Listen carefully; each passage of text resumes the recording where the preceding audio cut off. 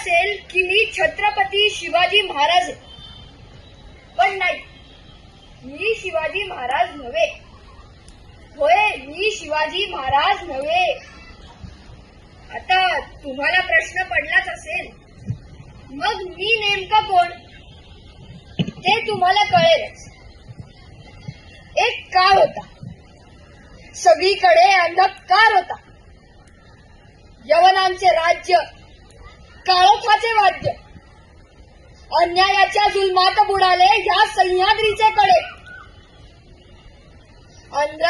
अन्यायाच्या जुलमात बुडाले ह्या सह्याद्रीचे कडे.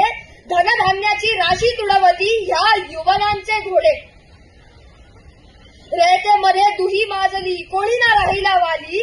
चला घ्या हाती आता स्वातंत्र्याच्या मशाली, स्वातंत्र्याच्या मशाली.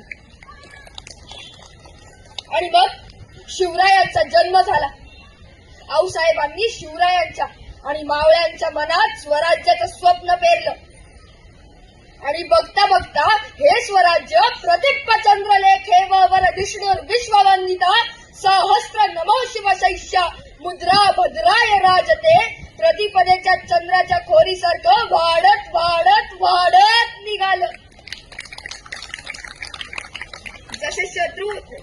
जसं राज्य वाढत होतं तसे शत्रूही वाढत होते.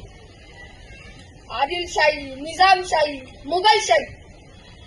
आणि एकदा राजे पन्हाळगडावरती असताना सिद्धी जौहर आणि त्याच्या 60,000च्या फौजेने पन्हाळ्याला वेढा घातला. एक नव्हे, दोन नव्हे, तर 6 महिने हा वेढा तसाच बसून राहिला. चैत्रात पडलेला हा वेढा पावसाळा आला तरी काही उठायचं नाव घेत नव्हता. आणि मग राजांना एक कल्पना सुचली. त्यांनी मला सांगावा धाडला. आणि मग राजा बोलवलं. हो शिवा, आम्हीच तुम्हाला बोलवलं. शिवाय सिद्धीचा वेढा काही लवकर उठेल असं वाटत नाही. बाजींनुसार गडावरचं अन्नही कमी होत चाललंय. आणि जर तह केला तर समजा सगळंच संपलं. शिवाय आपली इथून निसटून जायची वेळ आली आहे. राजा, माफी असावी पण कळालं नाही जी. शिवाय तुम्ही हुबेहूब आमच्यासारखे दिसता. तरी बहिर्जींनी आपली निसटून जायची वाट शोधलीच आहे. जर आमच्या जागी एक दुसरा शिवाजी सिद्धीला भेटायला गेला तर आपल्याला हिसाल गडावर पोचायला जास्त वेळ मिळेल. राजा तयार आहे. आणि मग रात्र ठरली. रात्रीच्या काळोखा अंधारात 2 पालख्या निघाल्या. एकात राजा आणि एकात मी. डोळ्यात अश्रू असलेलं राजा म्हणालं, शिवा, आपल्याला परत भेटायचंय. विशालगडावर आम्ही तुमची वाट बघत असू. राजा, परत भेटलो तर भाग्य आहे, पण जर आपल्या नावचं मरण आलं तर परम भाग्य आहे. राजा, येतो. थोड्या वेळानंतर सिद्धीच्या छावणीत खबर फैलली. शिवाजी भाग्य, शिवाजी भाग्य अशा गर्जना होऊ लागल्या. सिद्धीपर्यंत ही खबर पसरली. सिद्धी गडबडला. त्यांनी आपल्या जावई सिद्धी मसूद याला आमच्या पाठलागावर पाठवलं. थोड्या वेळानंतर आम्ही आमने सामने आलो. त्यांनी आम्हाला पकडलं. त्याच्यासोबत आम्ही सिद्धीच्या छावणीत गेलो. सिद्धी फारच खुश. त्यांनी आमच्यासोबत चर्चा चालू केल्या. तेवढ्यात अफजल खानाचा मुलगा फाजल खान हा ताडकन तंबूत घुसला.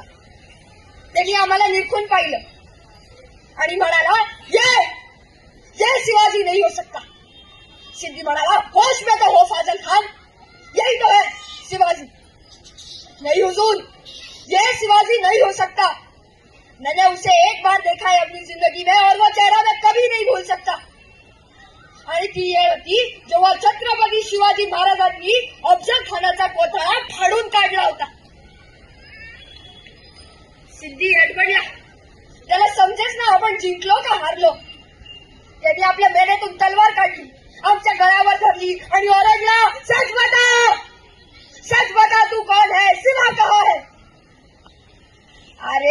शिवाजी है, सच बताओ वरना मारा जाएगा.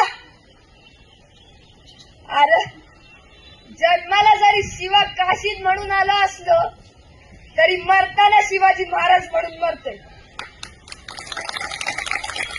हे भाग्य काही कमी आहे का? आणि कडाडला सिद्धी त्यांनी आपली तलवार चालवली, आमचं मुंडकं शरीरापासून वेगळं पडलं. अशा अवस्थेत असताना सुद्धा आमच्या मनात एकच वाक्य गरजत होतं, छत्रपती शिवाजी महाराज की जय. आणि हो, मी शिवाजी बोलतोय, नरवीर शिवाजी काशीद.